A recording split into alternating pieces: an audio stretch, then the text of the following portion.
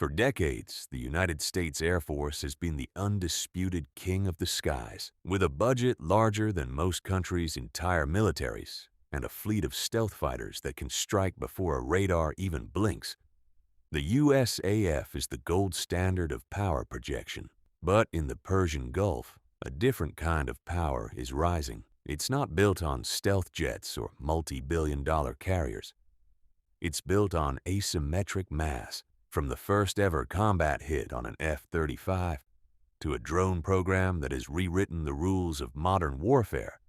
Iran is doing something no one thought possible. They are making the most powerful air force in history think twice. Today, we're looking at the tech, the tactics, and the terrifying reality of Operation Epic Fury. How does a sanctioned nation challenge a superpower? To understand this challenge, we have to talk about March 2026.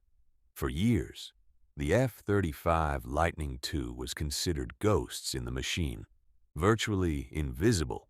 But during the recent escalations, the IRGC released footage that sent shockwaves through the Pentagon. An Iranian Majid short-range air defense system, a relatively low-cost heat-seeking system, reportedly damaged a US F-35A.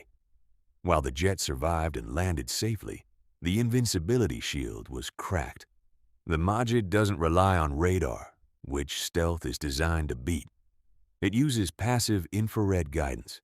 It looks for the heat of the engine.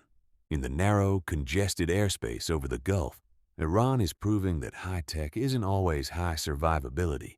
If you can see the heat, you can take the shot. Iran knows it can't win a dogfight. Their F-14 Tomcats are relics of the 70s. So they stopped trying to build better planes and started building better problems. Enter the Shahed loitering munitions. These are often called suicide drones. They cost about $20,000 to $50,000 to build. To shoot one down, the US or its allies often have to use an interceptor missile that costs $2 million to $12 million. The math of war. If Iran launches 100 drones and you shoot down 90, you've spent $200 million to stop $5 million worth of junk. And if those last 10 drones hit a radar array or a fuel depot? The cost-benefit analysis flips entirely in Iran's favor. This is the philosophy of scarcity. By being isolated for 40 years, Iran learned to weaponize the wrong side of the cost curve. They don't need to be better.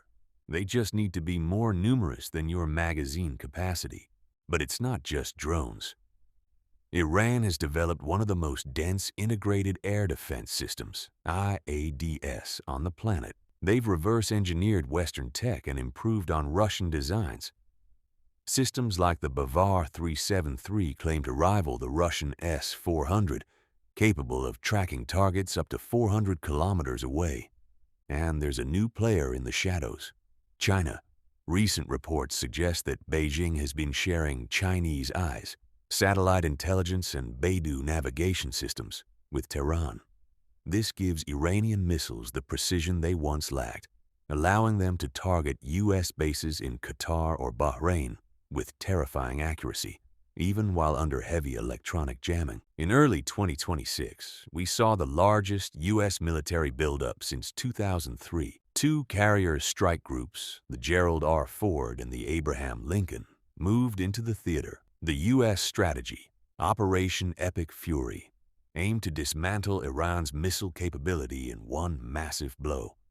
But the war of 2026 has shown that even with 900 strikes in 12 hours, you can't kill every mobile launcher. Iran's spiderweb of tunnels and hidden bases means that the threat of a retaliatory strike, one that could shut down the Strait of Hormuz and send global oil prices into the stratosphere, remains a potent deterrent.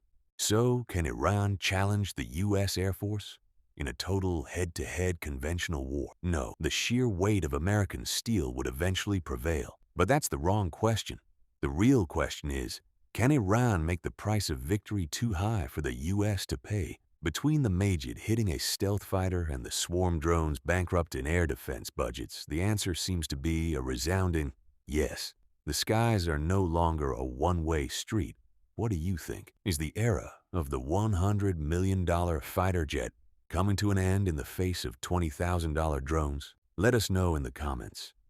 Don't forget to like and subscribe for more deep dives into modern warfare, and we'll see you in the next one.